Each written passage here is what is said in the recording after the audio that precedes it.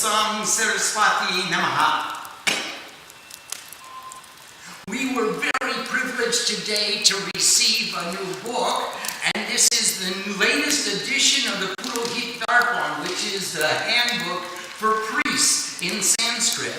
This one happens to be the Bengali Sanskrit version, but it's the latest edition. And I was reading up on the sanskaras, the 10 sanskaras that we were talking about yesterday, and in this book they've started with Vivaah, which means the marriage ceremonies.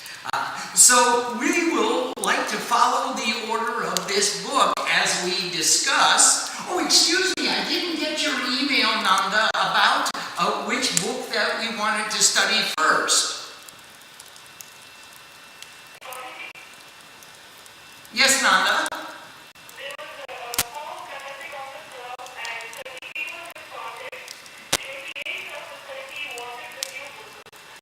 Very good. Well, Shree wants the new book as well, so I think we're committed to starting the new book.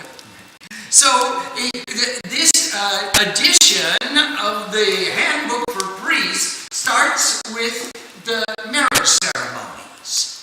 And so I think we will follow that process as well. So we will begin, and if you can make a note of some of these, they have some extra ceremonies which we will describe as we get to them. They don't just give the 10 basic ones, but they give all the ceremonies that you can perform. Not all of them constitute a rite of passage, but if we begin with Vivaah, which is a marriage ceremony, and then we will be most interested in Garbhadan, which is the implanting of the seed or engendering children. Gunsavan, it means the quickening of the fetus. That's not so much important as a sanskara, but there is a puja that goes on with it. Simantonayan is the parting of the hairs, or the sadbhakshan, which we perform in the 5th or 7th month of pregnancy, and then we perform the jata karma. That's the birth ceremony.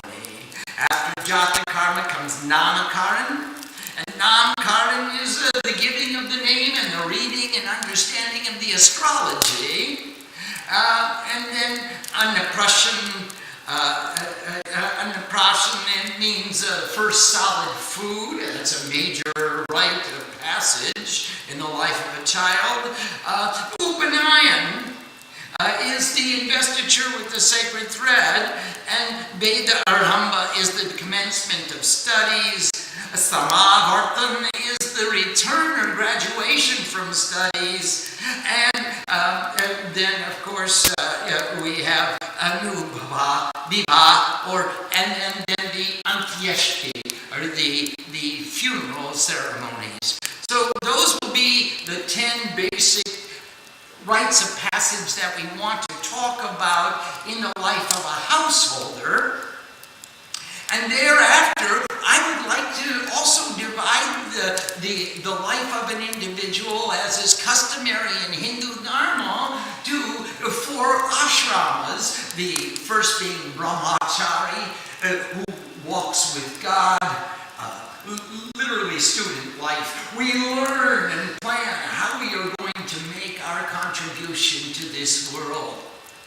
Grahastha is the second, and that is Griha Avastha. Whoever is situated in a house is a householder, and generally speaking, we marry, we make our contribution to this world, we save for our elderly years, we educate our children and empower them to take over from the highest attainment that we've achieved, and then we move into the 3rd ashram, Vanaprastha, which is literally means who dwells in the forest. Actually, it means 1 foot is in the house, 1 foot outside the house, and practically what it means is we give the authority and responsibility to the next generation, and we go out and explore our spiritual life.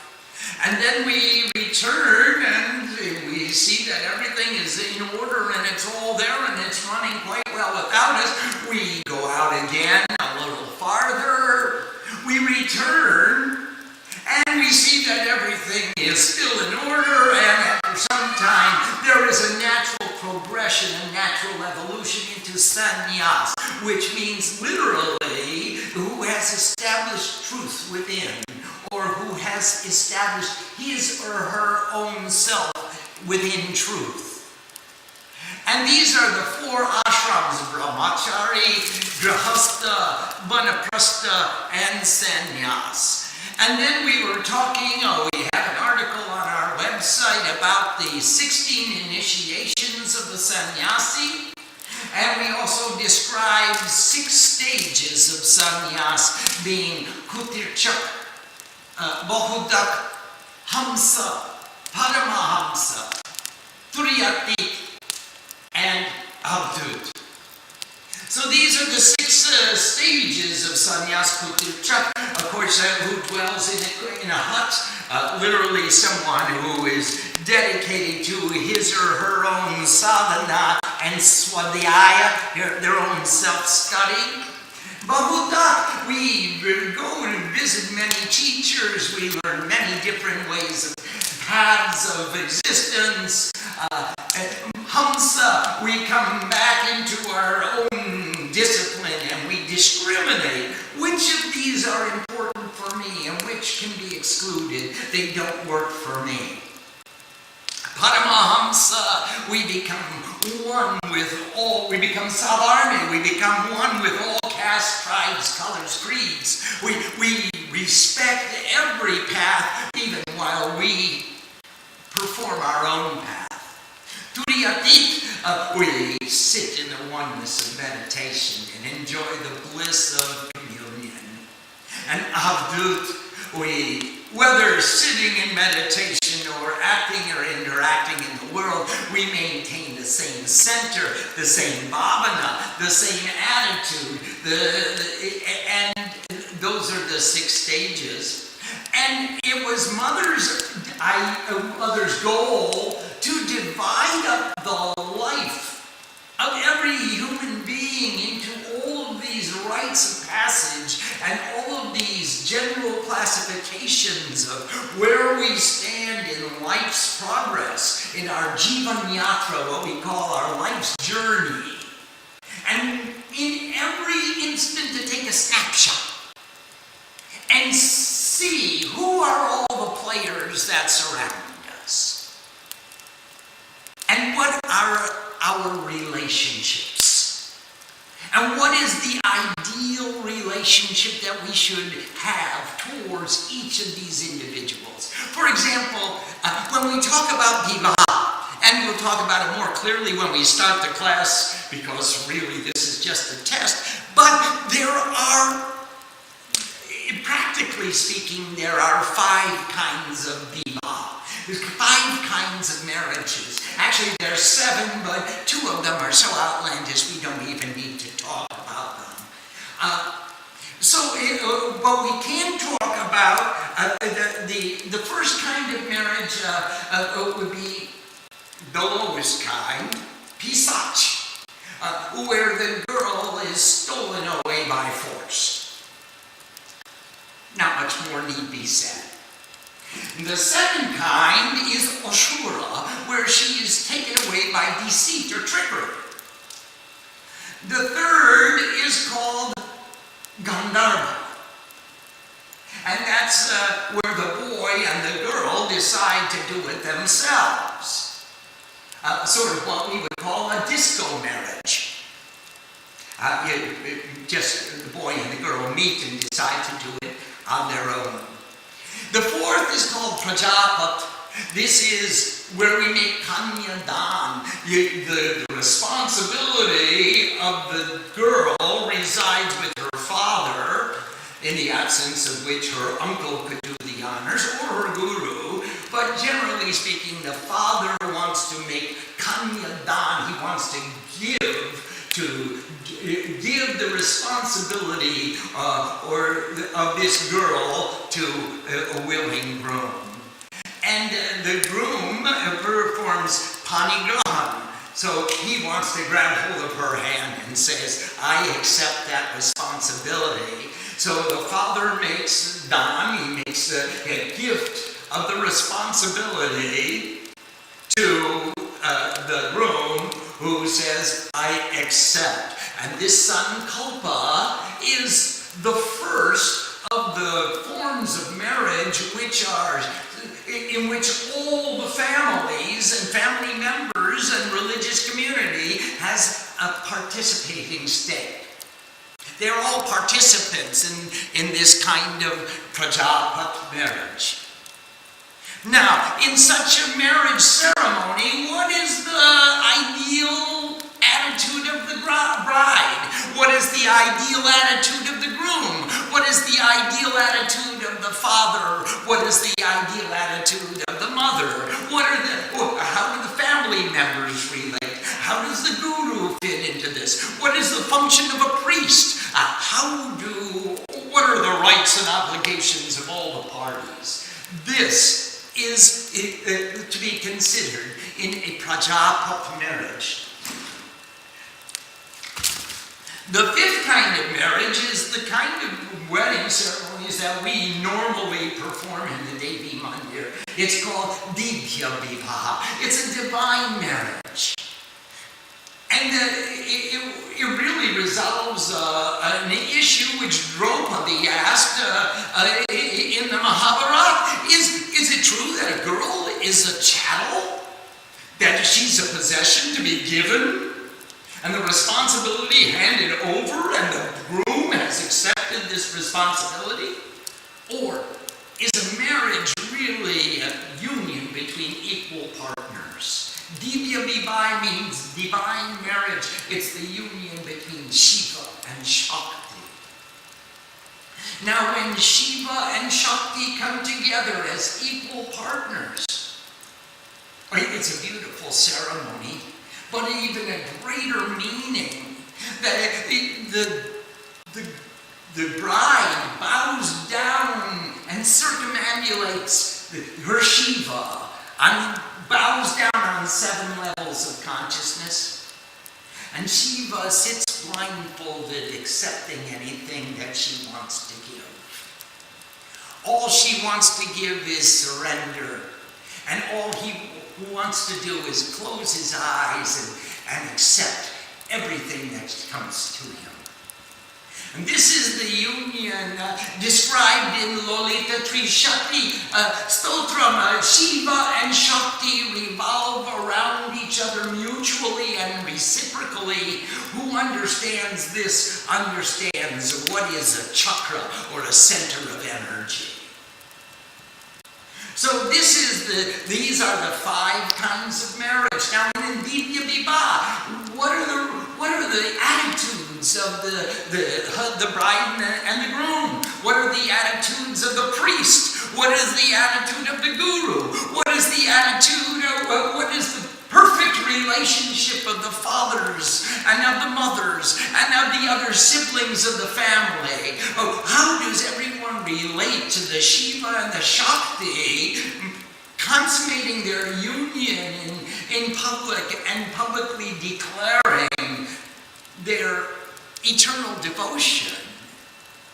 Because remember, when we tie the hands together, the mantra says, Brahma Vishnu Rudascha Chandarka Vasido Baba Tabatayin Baba Granta Nilayam Tadastam Bhavavantu Me. Not Brahma, not Vishnu, not Shiva. As long as the sun and the moon are shining, no one has authority to untie this knot. Now that's the essence of Divya Vivaah. It's an eternal communion. And the responsibilities of each of the partners are to remind each other continually. We are divine beings in divine union, mutually and reciprocally, enhancing the lives of each other, eternally. Not just till death do us part, but again and again when we come to manifested existence, let's come with the memory that our purpose together is to remind each other that we are divine beings manifesting divinity. So now, how does the community relate to such a Shiva and Shakti in their midst? Do they think it's a game or an act or a play acting and make a joke of it and go home and celebrate with a social function? Or do they make this vivaah, this union, into a spiritual experience which one remembers all their lives? This is a choice that each of us makes when we choose whether this is our real sun cope or whether this were the vows that we spoke on that day. So these are the 5 kinds of marriages, and what are the rights and the obligations, the responsibilities, the attitudes of the community, the congregation, of each of the players in relationship? I know if the girl was stolen away by force, well, the police might have had a responsibility. Some of the community elders will have a responsibility. I know if she is stolen away by trickery, well, the courts may have some responsibility. But if she is actually the equal partner of Lord Shiva, then what are the responsibilities of the rest of the community? Would it not be to recognize her divinity every time we see her? She becomes the emblem of divinity. Every time she is greeted by her husband, he demonstrates the greatest respect. Is it not that she receives her husband with great respect, with great love, with tenderness? Well, this is the thesis of the book. Once we have marriage and we have this union, we have a contract to work together, and I assume it's an ideal contract because that's the substance of our research. What constitutes divinity in relationship? I love the story of the widow who asked the sannyasi who is going to town. She said, "Would you please bring me a mirror?" And the sannyasi thought, an old widow living alone on the edge of town, what kind of mirror shall I bring her? So he went to town and he came back that evening and he brought her a copy of the Ramayana. And she said, "What kind of a mirror is this?" And the sadhu said, "Please open this book and read this book and see what kind of personality you're manifesting. Are you full of love and grace and gentility and acceptance like Kaushalya? Or are you scheming and cunning and trying to exert your selfishness, your selfish nature and power over others so that you get your selfish desires fulfilled like Kaikeyi? Are you manifesting the ideal of perfection like Ram, who never lost his center no matter how many trials and tribulations he observed? Are you following your husband into the forest like Sita's, and there's no reason for Sita to stay in the palace while her husband is roaming in the forest? This is not the kind of marriage that I had agreed to. And tell me, the sadhu said to her, "Tell me, what kind of behavior are you manifesting? Read this book and you will personalities there are, how many different ways there are in which you can manifest your nature. Tell me about your nature, and that will be the mirror that I give to you. So we hope that this book will become an inspiration and a definition and an admonition, and it will inspire people to the most noble conduct by defining what that noble conduct is. And it will admonish those who are not following the noble path and saying, look how far you have strayed. Let's come back and try and manifest your greatness. Remember your purpose. Remember the definition of your goal. This book, we hope to manifest the definitions of the goals that each of us could maintain in every relationship. Remember, the object is not to find the perfect partner. The object is to become the perfect partner. And the perfect partner in every relationship. And how can we do that until we have some criteria by which to discriminate? Is my behavior in conformance with perfection? Am I reaching towards the ideals? Or is my behavior something less? So we propose that this be the thesis of the book. And now, Nanda, I'm going to request if you have any questions, we can start asking these questions, and we can try to formulate how we can move further in the furtherance of our goals.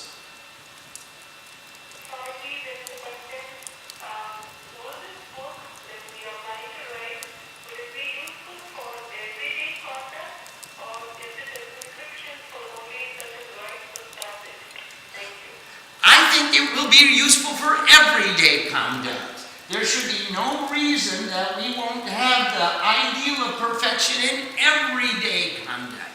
When I read the Bhagavad Gita, Shree told me to translate it, and I just scratched my head for almost a year and said, how can I translate this? This has been translated so frequently.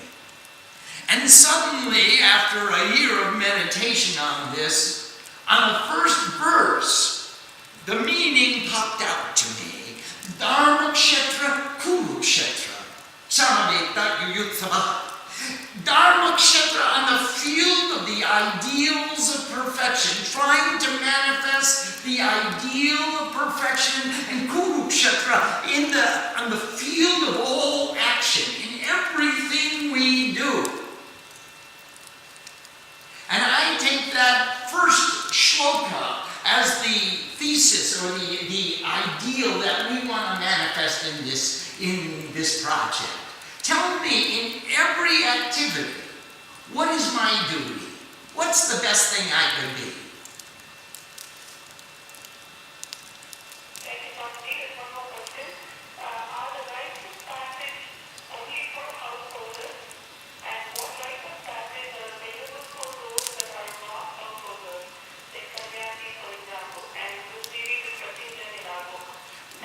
We will be discussing all the rites of passage that we can think of and all the states of relationship that we can think of. These rites of passage are merely milestones which demarcate the path that we're following throughout our Jivan Yatra, our pilgrimage of life.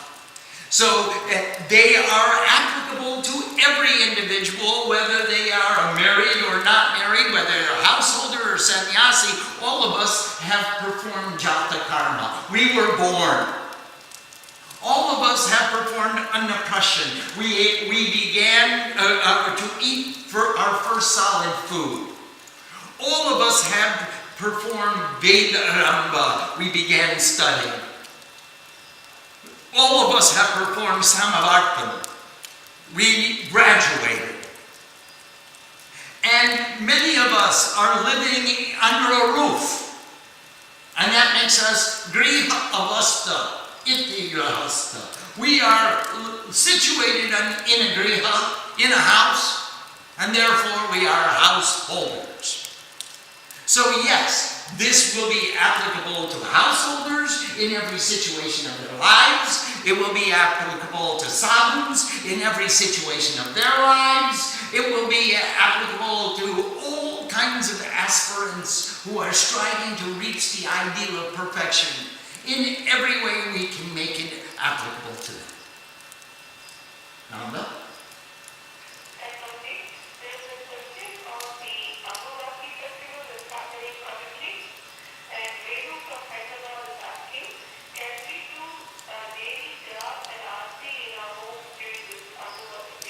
Absolutely we can.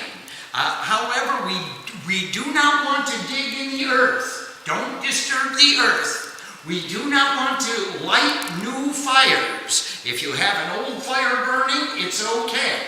You do not want to move the fire from one location to another location. So therefore, our fire in the Havan Kund, which is burning day and night, can remain burning, as our lights, which are burning on the altar. However, you don't want to strike a match and light a new fire and take it to another location. So those are some of the reasons. The tradition is that during this time, Mother Earth has her period. And we don't want to disturb her. We just want to give her the solitude that she deserves. Now that doesn't mean we don't do worship, but it does mean that, you see, in ancient times, performing the puja also meant chopping the wood, carrying the water, and lighting the fire, sitting beside a chula or a wood fire, a wood stove, or cooking the food, and carrying the big pots, and serving all the members of a joint family system. So at that time, they had the tradition that the ladies of the household during their period, would not perform the puja, but just sit quietly and do japa and not exert themselves. It was not anything related to cleanliness or impurity. It was totally because of the opportunity to get closer into your own self, to move into a very soft and tender and sensitive place where you could commune so easily with God. Why abuse that period by performing all this hard work, especially when you lived in a joint family where there were so many others who could perform the tasks and one lady could sit out. And in this same tradition, Ambuachi is Mother Earth is having her period. Let her sit and take a rest and commune with herself. And we'll do japa, we can do the arti. It's not necessary to move the fire, burn camphor, burn lights, but you can certainly offer flowers and all the other articles of worship and let Mother commune with her own self while we commune with Mother. And that was the theory behind Ambuachi. Of course, today, in the nuclear family, where many women continue to perform all the functions themselves, they have to feed their families regardless of what time of the month it is. Then some of these old traditions are not so much applicable, but so far as practical, as much as we can observe. Now remember, this has nothing to do with impurity, it has nothing to do with cleanliness, it has nothing to do with... The old tradition was commune with your own soul while you have the opportunity to move deeply into a sensitive, quiet stillness. And that's just what we do with Ambuachi. Nanda? Yes?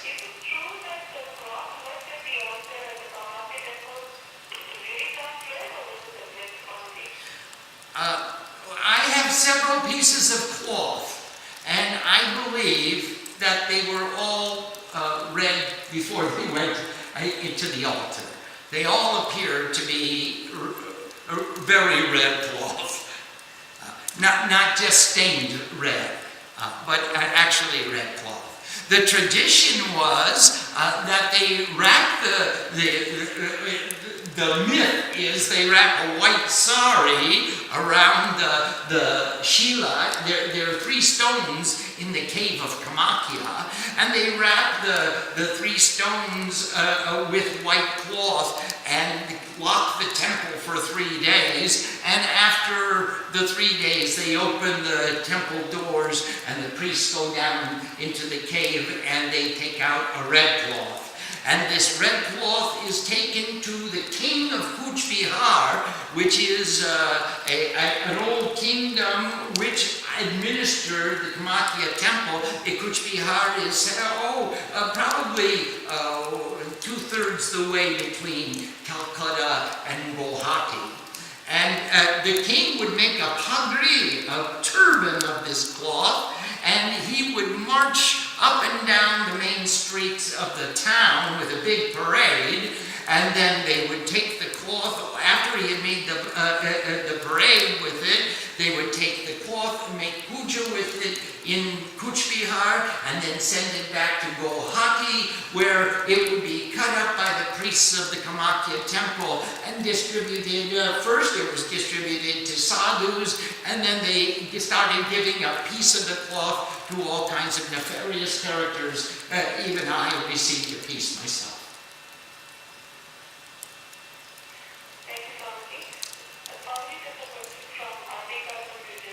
Namaste, Ambika.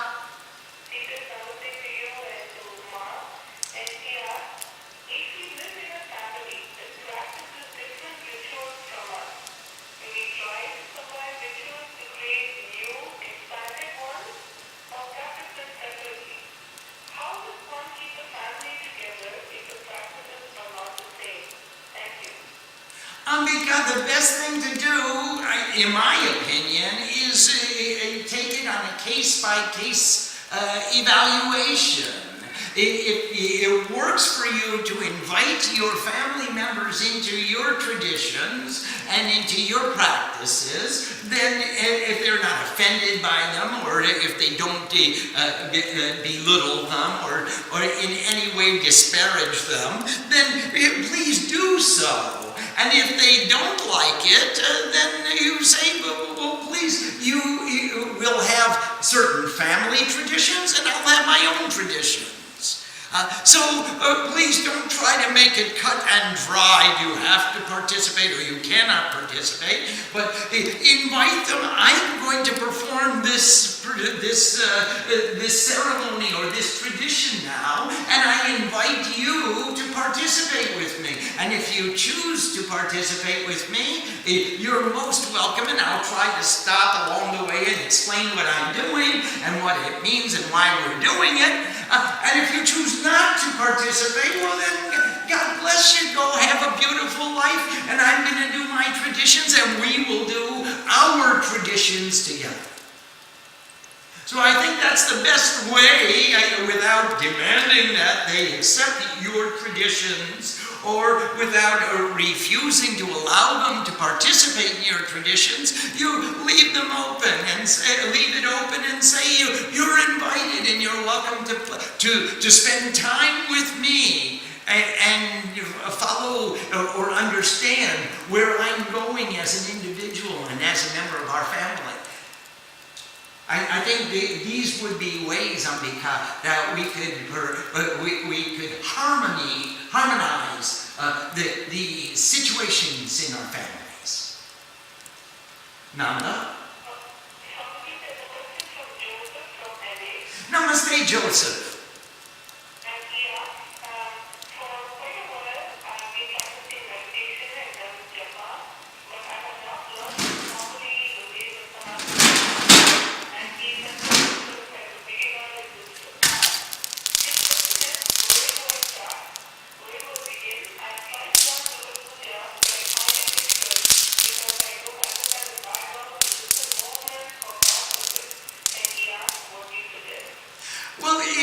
Joseph, first of all, you could start with Shiva Puja. Shiva's mantra is 5 letters. Namo Shivaya. And Durga's mantra is 9 letters. Om Ring Sring Dum Durgaya Hima. So Durga's puja is a little bit more complex than Shiva's puja. However, they're both relatively simple, and once you get the hang of it, what would be most advantageous is for you to sit with somebody who knows it, or watch our video classes on how to do puja. We have one video called The Meaning and Method of Worship, which goes through the theory and the practice of the beginner Shiva Puja. We have another, and as we go through these video class series, we will get a video of how to perform the Shiva Puja. But even if you look at the more advanced pujas, they're all very similar and they build on each other. So there are plenty of resources online on our website which show you how to do the puja. Also, there's a CD available for the Durga Puja. You can chant along with Shree. And she will demonstrate for you the proper intonation, the proper pronunciation, and she communicates the bhavana, the feeling, the attitude of why do puja. Remember, Joseph, pu means punya, ja means japa. Puja means the actions which give birth to the highest merit. Punya is merit, japa is giving birth. Puja gives birth to the highest merit. The highest merit in our understanding is the privilege to sit in the presence of God. So therefore, Joseph, we do the puja with the attitude of gratitude. You allowed me this privilege that I get to sit here and look at you and sing to you and offer you flowers and sweets and all the blessings that I can bring from the garden of delight, and take your blessings and put them in my heart and represent you wherever I go. Joseph, these are some of the attitudes, some of the things that you can do, some of the resources available that will help you to do so. Nanda?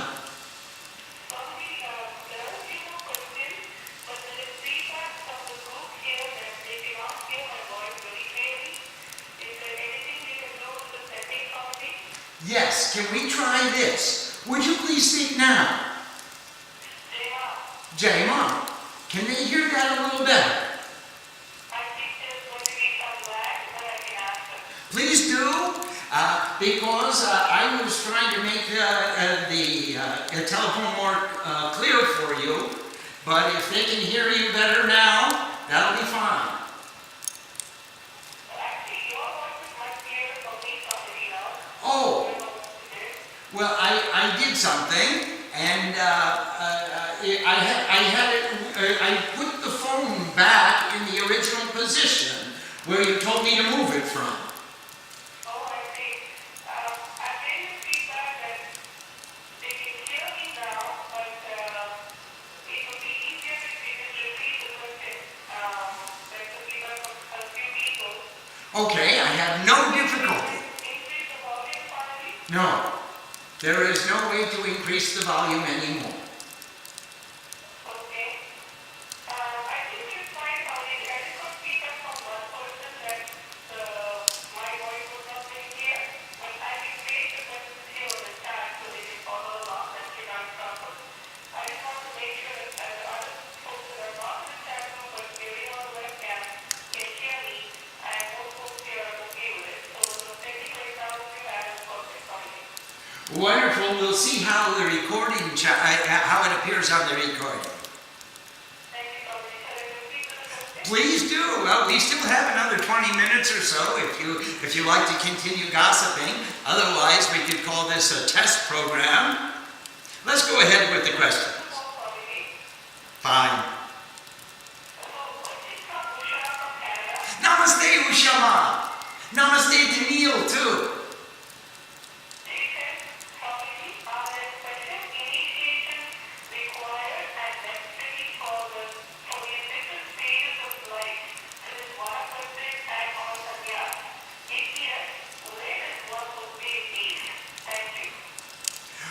it is customary to take initiations through the various phases of sannyas. There are a number of places, a number of ashrams that are in the business of giving sannyas initiations. And I don't recommend that kind of initiation. It's a generic initiation which it performs the ceremony of sannyas for a fee. One such ashram is Kailash Ashram in Munikireti in Rishikesh. You go there and you pay a fee based on what your capacity is, and they will give you the ceremony of sannyas. There are other gurus that you live with, and the guru will give you sannyas for the real fee, which is all of your past. Because sannyas, actually, we perform our own funeral. We take off our sacred thread, we put it in the fire, we make a replica, an effigy of ourselves and put it in the fire. We perform the funeral rites. We take the vows of purity and clarity, the relentless pursuit of self-realization. And I wouldn't want to take those vows from a stranger. I'd want to have an inspiration along with me. However, there are many different traditions of sannyas. Please remember that Vivekananda stood in front of a picture of Ramakrishna, put a stack of cloth dyed in Gerua on the altar, and then turned around and gave them to the 10 boys that were seated there and said, okay, we are all sannyasis in the order of Ramakrishna. Now, they all became sannyasis. And in order to be accomplished or accepted as sannyasis, they took the name of Puri after Totapuri, who actually had no relationship to those people at all. They said, okay, now we are of the Puri Sampradaya, just in honor of Totapuri. Now, that was one tradition of sannyas. And today, when you go to the Ramakrishna mission and take sannyas, they will put a cloth in front of the picture of Ramakrishna and turn around and give it to you.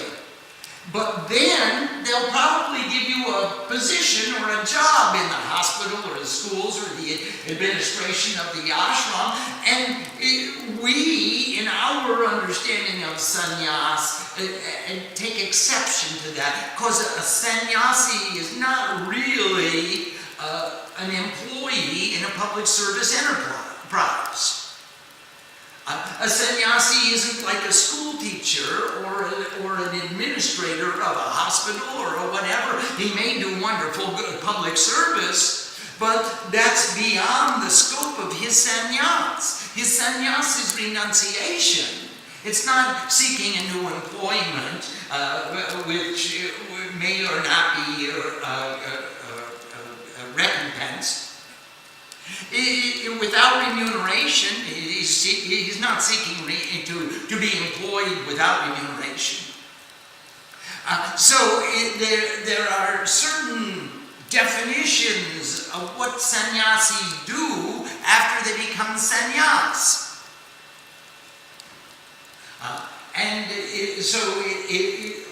I would recommend that if you're interested in taking sannyas, that you live with a teacher who is the example of that sannyas to you. And thereafter, that teacher would be capable of giving you the initiations of sannyas. And there, we talked about it, there are 16 initiations, not necessarily all from the same guru. There's a list of them under teachings on our website. Nanda?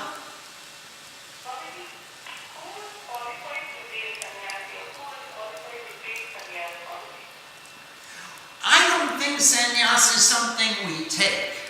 I think the vow of sannyas is very, very different from the fact of sannyas. I think that the vow of abstinence is very different from the fact of abstinence. We're not trying to create a community of people who are repressing or controlling their desires. Sannyasis are people to whom the desire does not occur. And I'm not just talking about sexual desire or kamini or kanchana. I'm talking about kamini as all desires and kanchana as all resources by which or through which we attain all desires. So I think that individual who is so much in love with God that they can't think of anything else, so much in love with their sadhana, their spiritual discipline, that that's what they look forward to doing first thing in the morning. So much in love with their guru that they follow her to wherever she happens to choose to go. So much surrendered that they just give up their own free will that I'm got to do with this or that or another thing. So succinct in their thinking, that so efficient, sadhu means efficient, they are so efficient in their thinking that they want to work for the benefit of others. These are some of the characteristics of sannyas. And then you don't have to take sannyas. Sannyas will be given to you.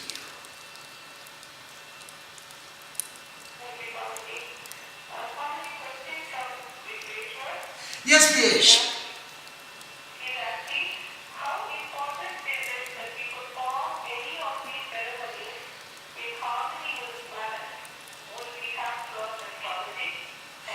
Absolutely, we must learn astrology. The first thing we do in every puja is say where we are, who we are, what time it is, what date it is, what astrological configuration this is, why are we doing which puja on which day. Yes, we need to learn enough astrology not to predict the future, but at least to be able to define the present. And that's the kind of astrology that we'll want to learn. Enough so that we can read the Panchika, or the Panchanga as you call it, and be able to determine which puja is performed at which time, in which age, in which configuration of the moon is most conducive to which kind of puja.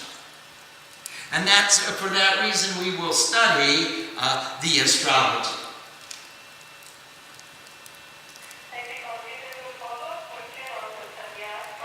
And we want to know if it's possible for a married householder to be sannyasi. Absolutely. It is very possible.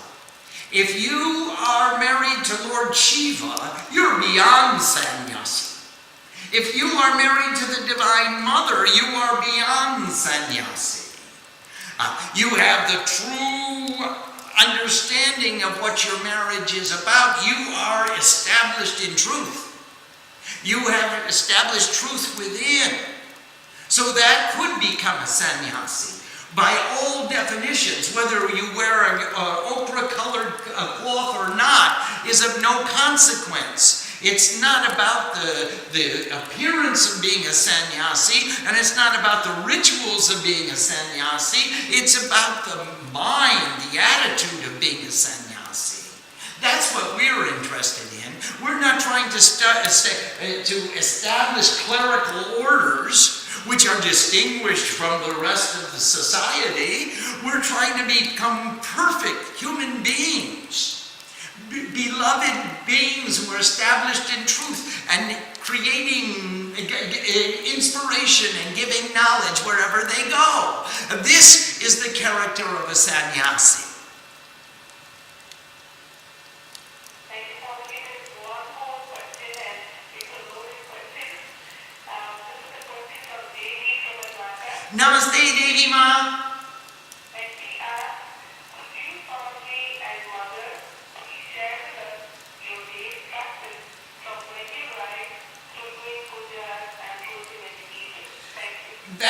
is loaded. And I hope it gets more loaded. We are on different vibrations, Shree Ma and myself, so first I will describe Shree Ma's day to the best of my capacity. Shree Ma usually rises between 3 and 3:30 without an alarm.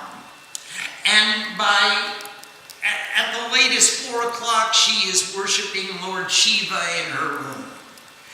She has a Shiva altar. She also reads many stotrams, and she does japa. Sometimes 5,000, sometimes 10,000. And you can see that she's one of the best students in my class. In fact, she's the only student that came to the class, and she does japa through the class. By probably 6 o'clock, she's ready to go to the temple. She's in the temple at her altar and performs her puja to Shiva and to all the other deities at the altar and recites the Chandipat. Probably she's done by 9:30. She's back at home and has a little breakfast and performs some household functions, prepares lunch, and she talks on the telephone with devotees around the world.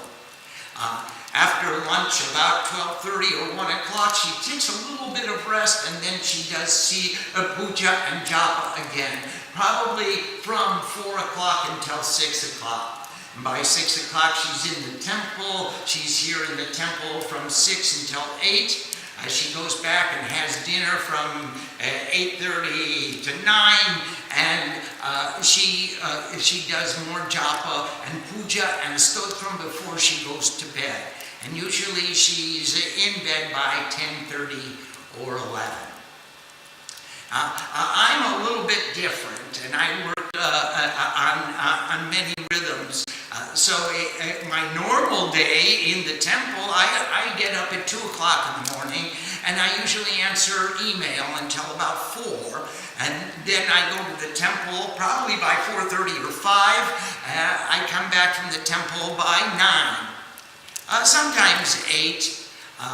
A few days, 8 o'clock or 9 o'clock, I come back from the temple.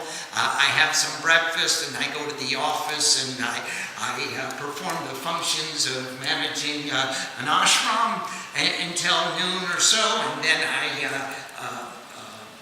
I have some lunch and a little bit of rest. And by 2 o'clock, I'm back in the office, and by 5 o'clock, I'm back in the temple. I come home at 8 o'clock. Or 8:30 in the evening, and I have some dinner. I usually do a little bit more work in the office because there's only one of me, and then I go to bed by 10 or 11. So I sleep about 4 hours a day. I've been doing that for a number of years, and that's pretty much our schedules.